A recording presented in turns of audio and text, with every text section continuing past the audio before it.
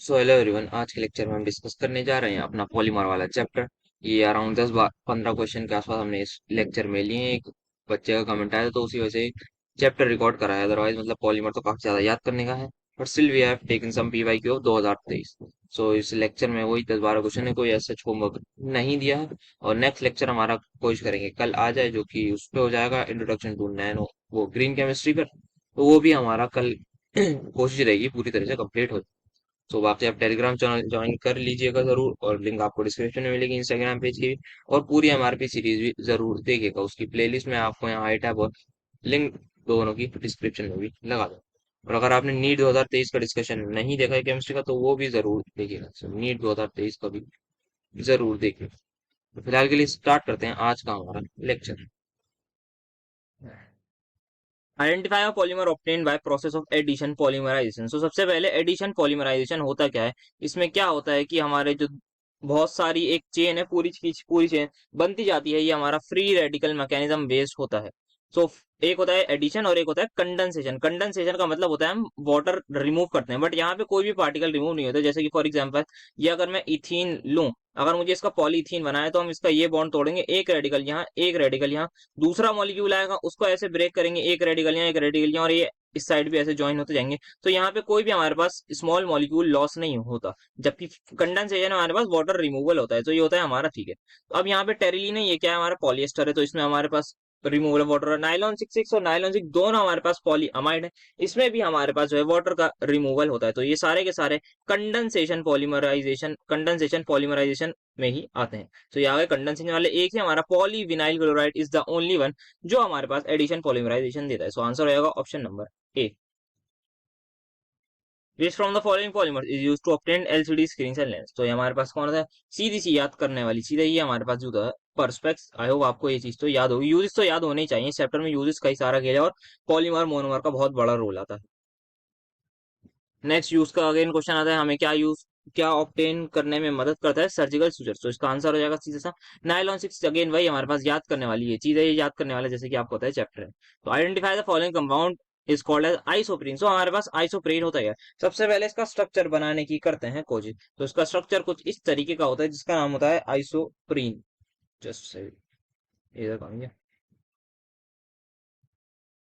यहाँ होता है CH2, ये आपका डबल बॉन्ड C, यहाँ पे एक मिथाइल ग्रुप आता है, देन यहाँ पे C and then double bond CH2 और यहाँ पे H। सो यहाँ पे हमारे पास आ गया है आइसोप्रीन का स्ट्रक्चर, जिसका नाम क्या है आप देख लीजिए आप, 2 मिथाइल ब्यूटाडाइन 1,3 ब्यूटाडाइन 2 मिथाइल। सो यहाँ पे मुझसे स्पेलिंग मिस्टेक हो गई है। सो जैसा कि आपको पता है, मैं कई बार बता चुका हूँ, अकेले हाथ पे बड़ा मुश्किल होता है काम करने। दैट्स वाई स्पेलिंग मिस्टेक हुई है, इसको ई कर देते हैं। हाँ ठीक है, आप काफी सारा सही करिए। तो ये हमारा आंसर हो जाएगा। नेक्स्ट, अब हमें बताना है which polymer is obtained by using this monomer. अच्छा, तो अगर इसका, तो ये तो बहुत सीधा सा क्वेश्चन है, इसका ऑप्शन देख लीजिए, टेफ्लॉन, ब्यूनाइस, नियोप्रीन। तो कौन सा पॉलीमर बताना है, यहाँ पे ये कौन सा ग्रुप है, इस ग्रुप को CN कहते हैं। CN का नाम होता है ना कुछ, कार्टून नेटवर्क थोड़ी, नाइट्राइल, इसको कहते हैं नाइट्राइल। तो नाइट्राइल एक ही ऑप्शन में, पॉली अक्राइलो नाइट्राइल हमारा पॉलीमर होता है जो कि ऑब्टेन्ड होता है इस मोनोमर से। तो हमारा आंसर हो जाएगा polyacrylonitrile. So next हमारे पास आता है कितने डिफरेंट फंक्शनल ग्रुप्स प्रेजेंट हैं monomers, in monomers use to obtain PHBV। सबसे पहले PHBV की फॉर्म क्या होती है, ये हमारे पास होती है poly hydroxy hydroxy butyl valerate, ये इसकी फुल फॉर्म होती है। और ये अगर आपको याद होगा तो वेलरिक एसिड हमारे पास शायद 4 या पता नहीं 5 कार्बन वाला एसिड का कॉमन नेम होता है। तो बहरहाल इसके जो दो मोनोमर्स होते हैं, एक का नाम होता है 3 hydroxy butanoic acid, 3 hydroxy butanoic acid, यह आ गया आपका। साथ में हमारे पास जो दूसरा होता है वो होता है हमारे पास 3 हाइड्रोक्सी पेंटेनोइक एसिड। सो यहीं पे 1 2 3, तो यहाँ पे 3 हाइड्रोक्सी पेंटेनोइक एसिड, ये था ना 1 2 3, ठीक है, यहाँ पे ये सही नाम है। तो हमारे पास कौन कौन से फंक्शनल ग्रुप आपको नजर आ रहे हैं, एक तो अल्कोहल और दूसरा कार्बोक्सिलिक एसिड, और दोनों में ही कॉमन यही नजर आ रहे हैं। सो हमारे पास क्या होगा, अमाइनो तो नहीं है, हाइड्रोक्सिल है, हाँ जी, OH को हाइड्रोक्सिल कहते हैं, कार्बोक्सिल भी है, तो यही हमारे पास आंसर हो जाएगा। बाकी ऑप्शन एल्डिहाइडिक भी नहीं है, अमाइनो भी नहीं है, सो ये दोनों हमारे आंसर नहीं होंगे। सो हमारा आंसर हो जाएगा ऑप्शन नंबर बी।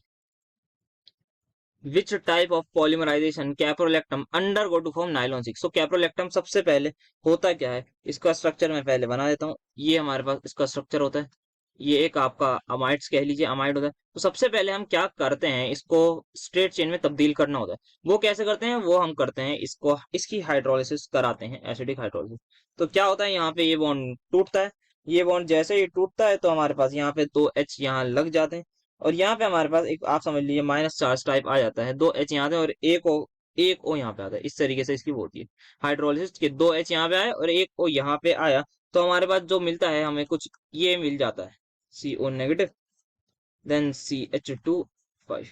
तो यहाँ पे हमने क्या करी है, रिंग ओपनिंग सबसे पहले हुई है, रिंग ओपनिंग। देन इसके बाद फर्दर हमें यहाँ से वाटर रिमूव करना पड़ता है, जिसको कंडेंसेशन कहते हैं। बट कैप्रोलेक्टम में क्या हुआ, कैप्रोलेक्टम क्या था, ये हमारे पास कैप्रोलेक्टम, कैप्रोलेक्टम में हमने क्या करी है, रिंग ओपनिंग करी है।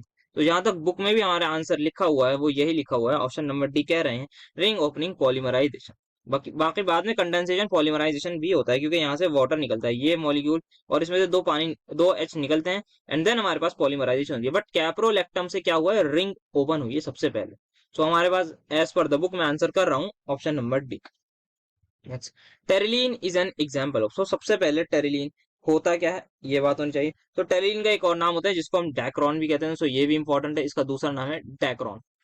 ठीक है, ये क्या होता है, एक पहली बात कंडेंसेशन प्रोडक्ट होता है किसका, इथाइलिन ग्लाइकोन एंड टेरेथेलिक एसिड का होता है, जिसकी वजह से इसका नाम टेरिलीन आता है। और ये हमारे पास होता है एक पॉली एस्टर, ये होता है हमारे पास पॉली एस्टर। सो होमोपॉलीमर नहीं होता, पॉली अमाइड नहीं होता, थर्मोसेटिंग नहीं होता, सो हमारे पास होता है पॉली एस्टर। ये भी याद करने वाली पार्ट था, इसका ये नाम पता होना चाहिए, डेक्रोन थोड़ा इंपॉर्टेंट रहेगा। Next, which among the following statement is not true about the thermosetting polymers. Identify the following statement is not true about thermosetting polymer. So कौन हमारे पास ट्रू नहीं है, किसके बारे में, थर्मोसेटिंग पॉलीमर्स के बारे में। तो सबसे पहले थर्मोसेटिंग पॉलीमर्स क्या होते हैं, ये हमारे पास वो पॉलीमर्स होते हैं जिनको हीट करने के बाद ये एक्सटेंसिव क्रॉस लिंकिंग बना लेते हैं देमसेल्फ, और बाय एडिंग सम कुछ कुछ एजेंट अगर हमें डालने पड़ते हैं तो वो हम डालते हैं। और ये हमारे पास एक तो infusible and insoluble hard mass बन जाते हैं। इनफ्यूजिबल का मतलब ये होता है कि ये हमारे पास सॉफ्ट नहीं होंगे, आप इसको कुछ भी हीट वीट कर लो तो ये सॉफ्ट नहीं होंगे, ये होता है इनफ्यूजिबल का मतलब। ठीक है जी। और ये हमारे पास ये इनके पास एक ना एक, आप कह लीजिए एक क्रॉस लिंकिंग की वजह से इनके पास एक शेप आया था, और जब इनको शेप मिल जाता है तब ये मेल्ट नहीं करे जा सकते, ये इनकी कुछ प्रॉपर्टीज हैं। तो आप पढ़ते हैं statement, these are shaped when being heated. अच्छा, क्या ये हीट करने के बाद, जब आप इनको, दीज आर शेप, हीट करने के बाद, बिल्कुल सही, ये हीट करने पर ही शेप होते हैं। They can be soften on further heating, नहीं ये सॉफ्ट नहीं हो सकते, बिकॉज ये इनफ्यूजिबल बन जाते हैं। नेक्स्ट स्टेटमेंट यही है, these are infusible, yes. They have extensive cross linking by covalent bond, बिल्कुल सही, कोवेलेंट बॉन्ड्स के ही थ्रू होती है। तो हमें क्या बताना था, नॉट ट्रू बताना था। तो ये हमारी स्टेटमेंट गलत है और आंसर भी हमारा यही होगा। Next, identify the monomers use for preparation of Buna N. तो सबसे पहले ब्यूना एन होता क्या है, ये हमें पता होना चाहिए। So let's see Buna N का स्ट्रक्चर एंड ऑल समझते हैं।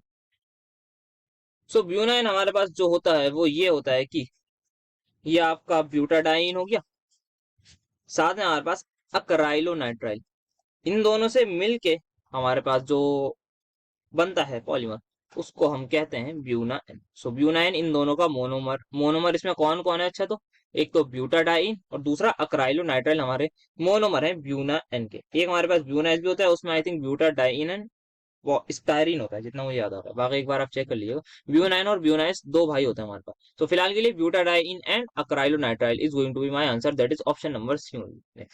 Which from the following polymers is classified as fibers depending on intermolecular forces। अच्छा, तो हमारे पास कुछ पॉलीमर्स हैं जिसको हम क्लासिफाई करते हैं एज फाइबर्स, उनके इंटरमोलिकुलर फोर्सेस पर डिपेंड करता है। अच्छा, सो इंटरमोलिकुलर के बेस पर जो क्लासिफिकेशन होती है वो हमारे तीन चार तरीके की होती है। एक होती है इलास्टोमर्स, एक होते हैं थर्मोप्लास्टिक, होते हैं थर्मोसेटिंग प्लास्टिक, और एक होते हैं फाइबर्स। तो इलास्टोमर्स में हमारे पास रबर वगैरह आते हैं, ब्यूना एस आता है और न्यूप्रीन। थर्मोप्लास्टिक में हमारे पास पॉलीस्टाइरीन पॉलीविलाइन क्लोराइड आता है। थर्मोसेटिक में हमारे पास मेलामाइन एंड बेकलाइट आ जाता है। और फाइबर्स में हमारे पास आते हैं टेरिलीन, आपका आ गया, आपका नाइलॉन 66, ये हमारे आते हैं किसमें, क्लासिफाइड जो हो जाते हैं एज फाइबर। सो फाइबर्स का एग्जाम्पल जो होगा वो ये हो जाएगा, एक तो टेरलिन और एक नाइलॉन सिक्स सिक हो जाएगा। और इसमें क्या होता है कि इनके बीच में जो है स्ट्रॉन्ग इंटरमोलिकुलर फोर्सेस होती है, बेसिकली जनरली हाइड्रोजन बॉन्ड या फिर डाइपोल डाइपोल इंटरेक्शन होती है between the chains, resulting in high tensile strength. तो इनमें हाई टेंसाइल स्ट्रेंथ हो जाती है। सो हमारा आंसर हो जाएगा option number C. So yes that's it for today. आज का लेक्चर बहुत ज्यादा छोटा रहा है क्योंकि पॉलीमर के क्वेश्चन थे। बाकी याद ही करने का था। आई होप आपका बस ये रहा मोटिव के मतलब थोड़ा बहुत आपको जो चीजें याद है वो आप देख लें कि आपको कितनी याद है। आई होप आपने खुद ही क्वेश्चन करे हो। बाकी एक कमेंट की वजह से ही मैंने ये चैप्टर एक्सक्लूसिवली रिकॉर्ड किया है, और भी लोग इससे जरूर फायदा उठा सकते हैं। पॉलीमर हमारा ये चैप्टर आज खत्म हो गया है। नेक्स्ट हमारा इंट्रोडक्शन टू ग्रीन केमिस्ट्री का। बाकी हमारी सीरीज जो चल रही है सीयूईटी की, वो भी आप जरूर देखिएगा। सीयूईटी के पीवाईक्यू जो बच्चे सीयूईटी की तैयारी कर रहे हैं मुझे कमेंट में बताया कौन कौन बच्चा सीयूईटी की तैयारी कर रहा है, तो उस हिसाब से और अच्छा कंटेंट लाने की कोशिश करूंगा। Thank you so much for attending my lecture.